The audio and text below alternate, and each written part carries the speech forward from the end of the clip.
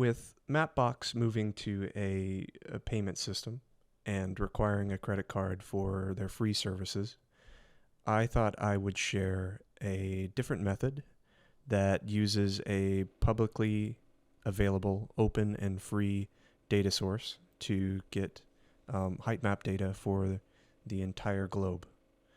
So today I'm going to run through a quick tutorial on how to extract data from the JAXA satellite database. We are going to start on the JAXA website. I'll post this link down in the description.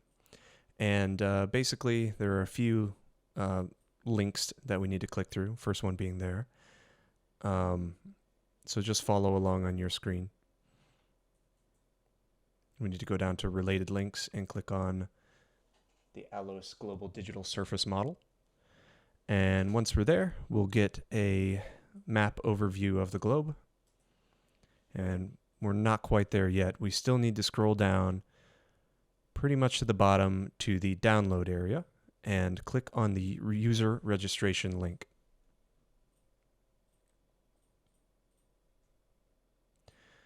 So in user registration, you're going to need to fill this out with your name and some details about why you're using the data. Of course, you can lie about it. You can put in whatever you want, but because this is a graciously publicly available data source, I would recommend just putting in some actual data while you're using it, and you can use any email that you want. So once we're done with the sign up, you need to go back to the previous page and sign in using the details that you've provided. I've already signed up, so I have access here. And once you log in, you have access to the entire JAXA data map. So some important things to keep in mind: this data map has an accuracy of 30 meters per pixel. Basically, for every pixel of the image that you download is an average of 30 meters of height map data that is retrieved from the satellite. There are, of course, some private databases or some databases available to students that are more accurate. Or if you live in the US and you're looking to get height map data for parts of the US, you can get, I think, up to 10 meters, and in some cases, 1 meter per pixel data, which is extremely detailed. But as it stands at the moment, I believe this is the best worldwide terrain data that is available to the public. So if you know where you want to extract your height map data from, all you need to do is click on its corresponding quadrant, and this will bring you in a bit closer so you can click in more specifically. And continue doing this until you get down to the final level of zoom. At this level, the size is exactly 1 degree latitude and 1 degree longitude, so a perfect square. And take note of the latitude and longitude at the top there. You're going to be using that later. Once you're sure that this is the area that you want, just click download, and it's as simple as that. Let's hop over to Google Maps and double check our latitude and longitude with their satellite imagery. And you'll notice that, in fact, this latitude and longitude that we noted earlier is the bottom left-hand corner of that export. So keep that in mind as we bring everything into Blender. So from here on out, I'm going to be using Blender and an additional GIS add-on to do the rest of the work. However, if all you needed was the height map data, and you know how to scale things properly and cut them up based on longitude and latitude, you're good to go. Go ahead and use the height map data provided. If you want to get a bit more granular and you want to scale things properly and line them up with Google Maps, then I'm going to explain that here. So first thing we're going to need to do is get the Blender GIS add-on, and this is a pretty easy installation. I'm going to leave the link to the add-on and a link to a tutorial from the creator explaining how to install and use this add-on. It is a short 5-minute video, So once you're done following that, you can hop back here and we will continue the tutorial. If you left to install the add-on, welcome back. We are ready to continue on with the tutorial. So go up to the GIS and select base map. We're going to be using the Google satellite base maps. And from here, let's quickly hop back to the Google Maps view and make note of the longitude and latitude coordinates. As I stated earlier, if you remember, these coordinates are for the bottom left-hand corner, and Google GIS Blender add-on wants the location of the center. So instead of using straight 38 and 16, instead we're going to add a half to each of those. Press G on the keyboard to pull up the Go-To menu and type in 38.5 and 16.5. From past experience, I've found that zoom level 11 is close enough to the JAXA coordinates that we received, so I'm going to use that here. I'm double checking that everything is lined up. Looks like we're good to go. So hit E to export that location. Now let's hop back over to the file location where you downloaded the height map from JAXA. We're looking for the image with an ending labeled DSM. This is our height map file. If you open it up and it's pretty black, don't worry too much. Depending on the location you exported, the change in elevation could be minimal enough that it doesn't show up very clearly, but the information is still there. Let's hover over the file and take special note of the resolution of the image. Here we have 3600 by 3600. And if you remember previously, this height map has an accuracy of 30 meters per pixel. So if we pull up a calculator and we do some quick math, we will find that the image covers a total of 108,000 meters. So let's hop back over to Blender. I'm going to add a plane.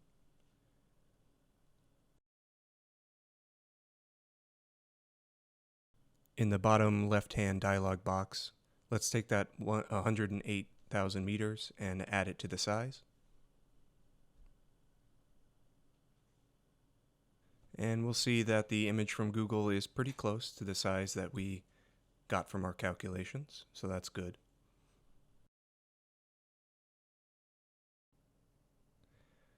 Go on over to the Materials tab and let's add a new material to this plane. Name it whatever you want.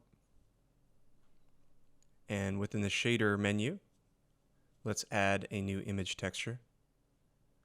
Go to the file location where you downloaded the height map previously and let's add it to the image texture. Then connect it to the base color map. Right now you'll probably have some scaling issues in the Blender interface because of just how large this is in real life scale. So head over to the View tab there on the top right and let's scale out the view quite a bit so that the Blender viewport knows we're dealing with a very large object. Since this image is fairly low contrast, let's bump that up just for visibility purposes. I'm going to add a color ramp node here and then decrease the level until you can clearly see the change in elevation.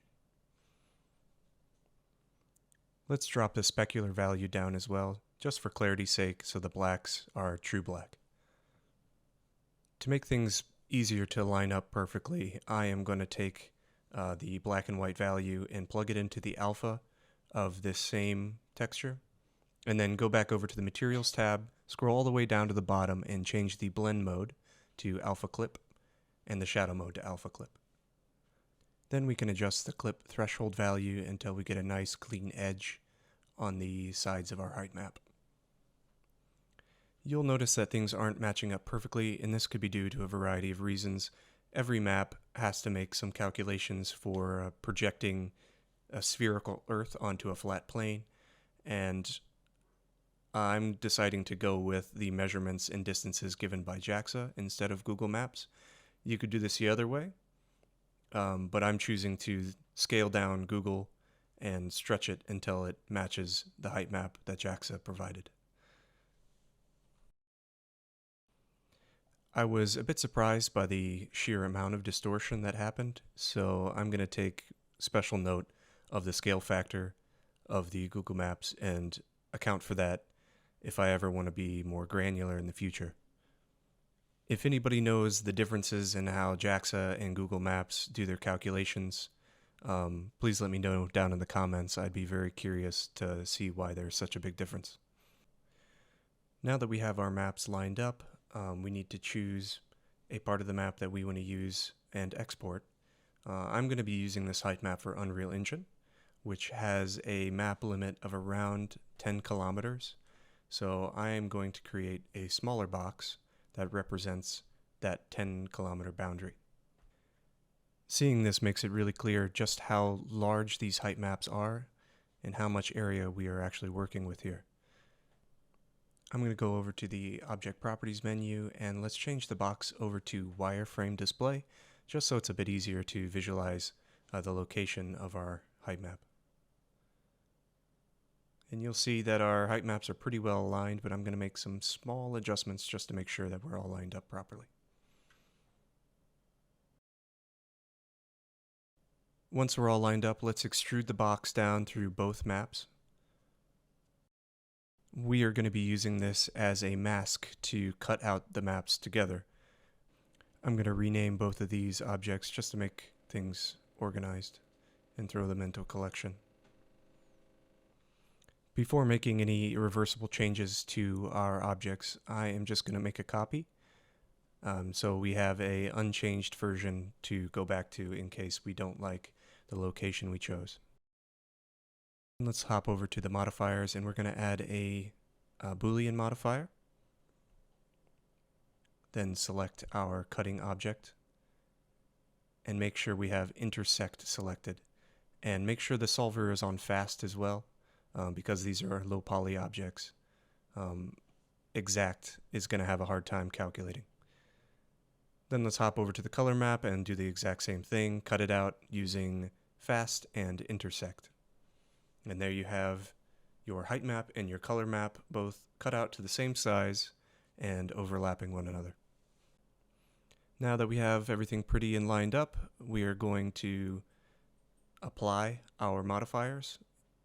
And remember, before you do anything that's permanent, make sure you have a backup copy stored away in a separate collection. Let's hop back over to the Shaders tab, and you can disconnect the alpha. We don't need that there anymore. We're going to add another image texture.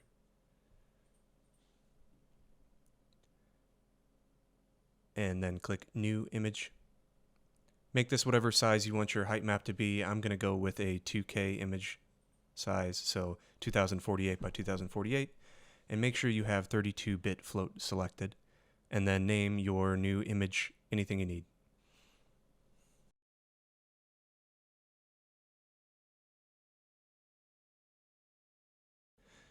Let's hop over to the UV Editing tab and take a look at our UV. Again, you're going to have some viewport scaling issues, so let's make sure that our view limits are set to a much larger number. And here you can see that our UV is very small compared to the coordinate size. That's because we cut it out. So what we're going to do is add a new UV map. I'm going to rename this Bake Map. And then on this Bake Map, make sure you have it selected. We're going to re-unwrap and make sure that our baked map is oriented properly. I'm going to select an edge, see that, oh, yep, it's rotated, so I'm going to rotate it in the proper direction. Not sure why Blender does that, but make sure that your maps are oriented the same direction as your object. Then let's hop back over to the Shading tab, select your height map, go to the UV maps, make sure that your baked map is in fact selected. Make sure that your image texture is selected. Then let's hop over to the Rendering tab, change our render engine to cycles, change our device to GPU compute. It should be much faster that way. And I'm going to adjust our render samples way down. We're not dealing with a super high resolution image here, so it shouldn't be a big deal. Scroll down to the Bake submenu. Make sure that we're working with diffuse bake type. and change the contributors to color only. Before baking, just so we don't accidentally flatten any grayscale values, I'm going to disconnect that color ramp that we connected previously. Then all we need to do is click the bake button and see what we get.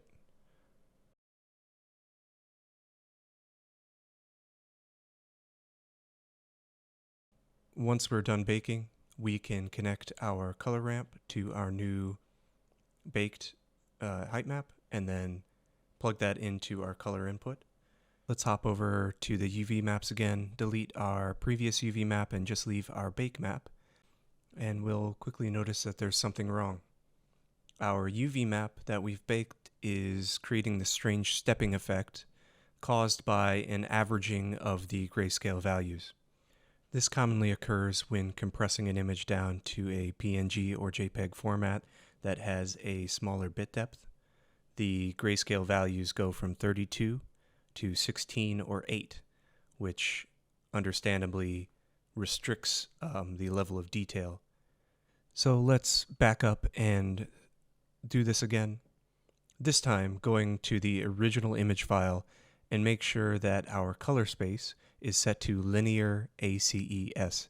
This will ensure that we are extracting the full range of depth value from the grayscale when we bake it. Again, make a new image texture, name it whatever you need, and make sure that the 32-bit float is selected. Then the steps are as before. Make sure that your bake map UV is selected. Click on your image texture and let's go back to the render settings. Those should all be the same. So go ahead and select bake and wait until it finishes. Once it's done baking, let's reconnect our new baked image texture to the color ramp. And if you forgot to disconnect it, so the color ramp is baked in, but that's okay. I'm going to select our bake UV map again so we can see it at the correct scale, and voila, our baked height map texture at the correct scale. Last step in this process is to do the baking all over again, but this time with our color map. This time, fortunately, we don't have to worry too much about the bit depth because we're not working with grayscale values anymore. Name the image whatever you want. Give it whatever size you want. 1K or 2K is definitely good enough for the Google image resolution. And once that's done, let's hop back over to the UVs. And again, we're going to create a new UV map. Unwrap the plane image again and make sure that the edges of the UV match up with the entirety of the UV space. Again, double check the orientation of your unwrapped UV by selecting an edge and viewing the corresponding edge in the viewport. Rotate it if you need to orient it the proper direction, and we should be ready to bake.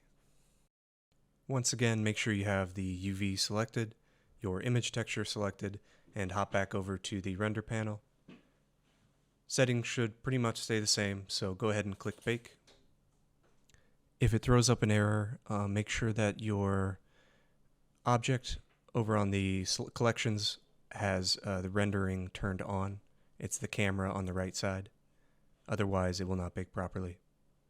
Go ahead and select bake again if you messed that up like me. And there it is. Our image is ready to save, so click the 3 lines above the image and save it wherever you need. Make sure to do that with the height map as well.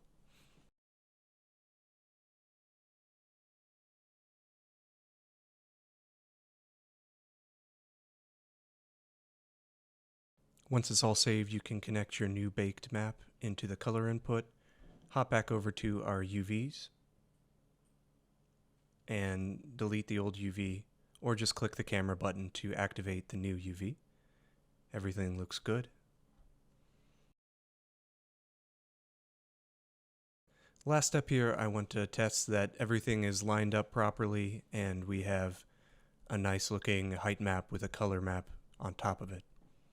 So I'm going to create a new plane, keeping it 1 meter by 1 meter, and then scaling it up to the size of our height map. This will save us some headaches in the future with the displace modifier and tiling issues. Let's head over to the modifier tab and add a subsurface modifier. Keep it on simple, and let's add the maximum amount of subdivisions. Next, let's add a displace modifier. Click on New to create a new texture, and then go to the Texture tab below. Click on Open, and let's open up our previously baked and saved height map. Everything is looking pretty good. Let's hop back over to the modifier and change our mid-level to 0 to bring it up above the 0 point. And things are still looking a little bit tessellated, so let's add just one more subdivision modifier to help those details really come through.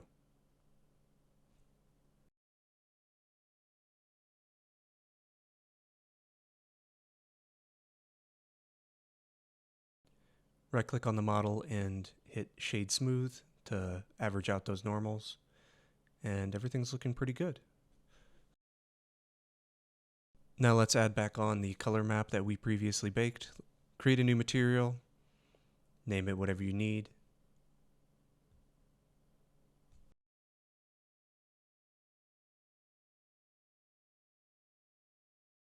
Hop over to the Shading tab. Once again, let's add in our image texture.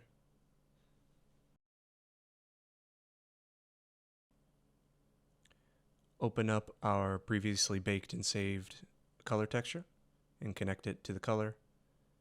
Once again, take our specular all the way down to 0 so we get a deeper color.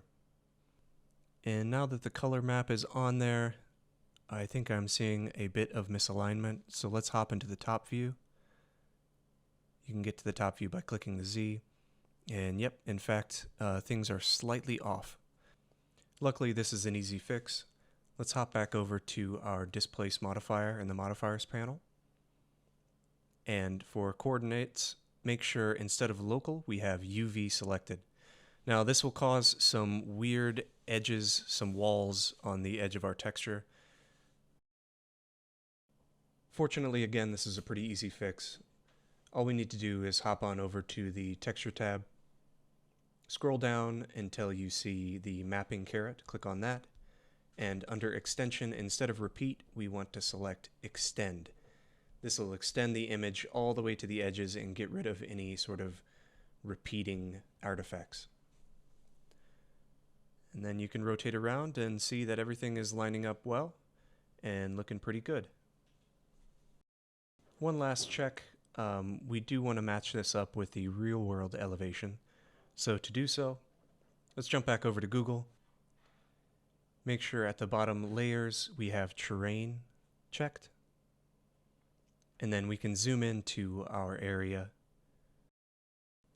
And what we're looking for are these elevation lines. If we look around a bit, we can find the absolute tallest peak of our height map.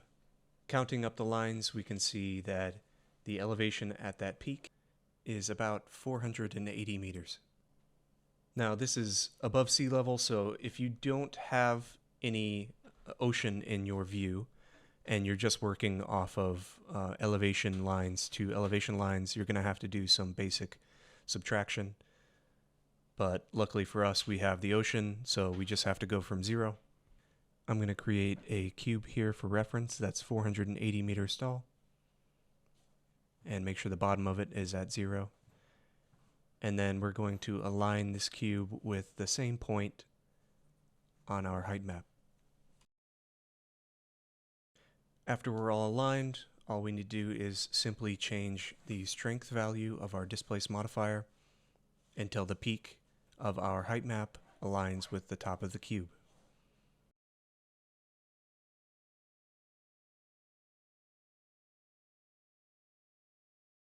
Once we're all aligned, we should have a fairly accurate depiction of that area. From here, we can export the height map to Unreal and continue working on it, or use it as is. In addition, you can use the GIS add-on to add in buildings or streets and get a bit more detail into your map. Let me know if you have any questions in the comments. I'll be happy to answer them. And I hope you have a great day.